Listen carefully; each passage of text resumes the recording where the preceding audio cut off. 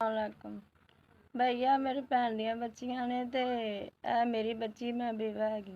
मेरा नाम शबीरा बीबी। असीं पिंड थां रहिंदे, बहुत गरीब आ। मियां नहीं है, मेरा कोई भैन भरा नहीं है जिन्ना साडा खर्चा चुकना।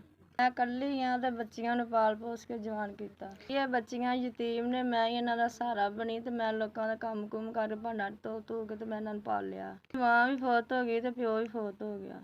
बच्ची परली 20 साल दी, उरली 19 साल दी है ते रिश्ते मिले ने चंगी थां तों ते मेरे पल्ले कोई चीज़ नहीं है। कल्ला सवब ला दे कि मैं इन्हां दा फर्ज अदा कर देवां। नहीं पुज्ज पैंदी कि मैं इन्हां दा कर सकां।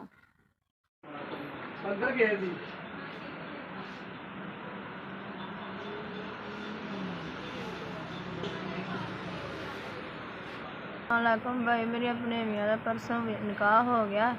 तुहाडी तरफों बर्तन मिले ने, दोवां नूं वक्खरे वक्खरे मिले ने। हाँ जी भाई, आ बर्तन 25,000 दे मिले ने। जिस भैन भरा ने लै के दित्ते, भैन भरा ने लै के दित्ते ने, अल्लाह नूं सेहत देवे, उहदी जिंदगी देवे।